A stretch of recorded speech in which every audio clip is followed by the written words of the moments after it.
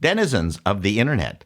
Former network executive reaction here with a question to existing network and movie executives of woke studios. Why? That's my question. Why?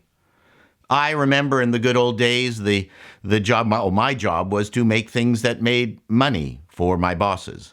Our other job was to make our bosses look good to their bosses, and that meant make money. If there was a prestige quotient in there, even better. If you're in charge of shepherding pre-existing properties like The Witcher, Wheel of Time, Star Wars, Star Trek, the Marvel Universe, the DC Universe, LOTR, Doctor Who, etc., where existing source material abounds, what the fuck are you doing? And not just that, this source material has been pre-selected by millions of potential viewers already. You don't have to do much of anything.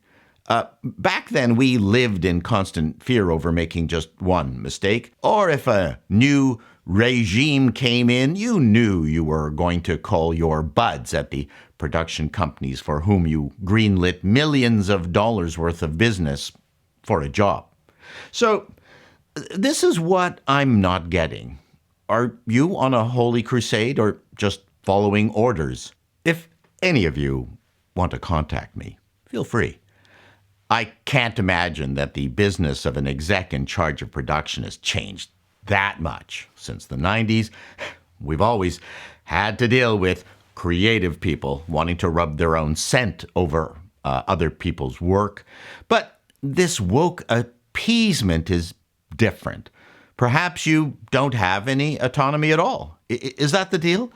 In my day, I was told, do anything you want, but if you screw up, then we'll have a conversation. The key was not to hire stupid people to run your shows. Is that the problem, that your choices are limited only to stupid people?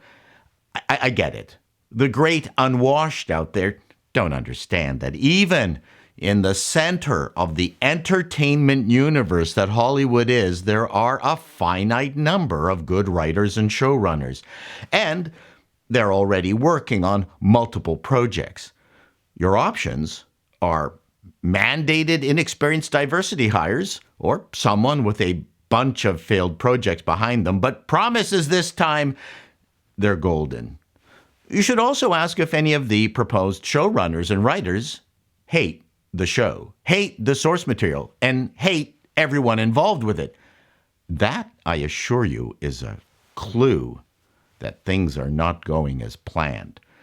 That's what years of experience will give you. Look, pretty much nothing that's adapted looks like the original source material. Alan Moore has abandoned all connections to his seminal V for Vendetta and Watchmen creations because he didn't like how they were being abused.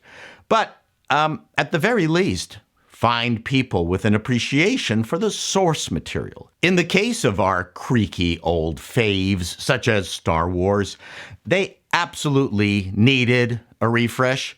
Mandalorian was on the right track, and to be honest, the adult look and feel of Andor was very refreshing, except the political intrigue and characters involved with the Empire were more interesting than the relentlessly dull stories that followed the perpetually grim Andor. There have been recent stories of Witcher writers savagely mocking the source material. Who hires these idiots? I know as an exec in charge of production, vetting the writers is not exactly what you've been hired to do, but maybe pop your head into the writer's room one day and just casually say something like, "My gosh, I thought Sylvester McCoy played a jolly cracking Doctor Who, don't you?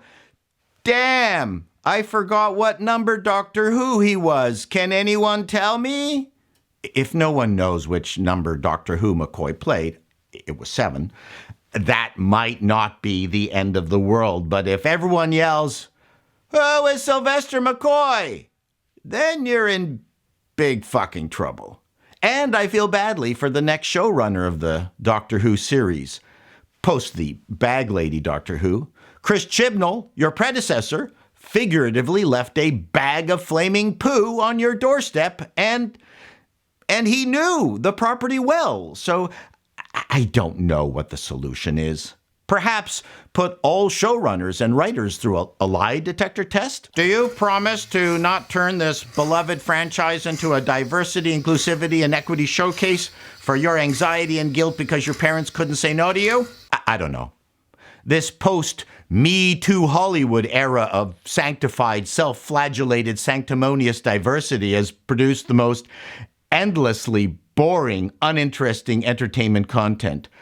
No one wants to go back to the pre-Me Too days, but you gotta admit the product was way better. Is it correlation or causation? I'll leave that to you to decide, and tell me in the comments. Till next time, denizens, be seeing you.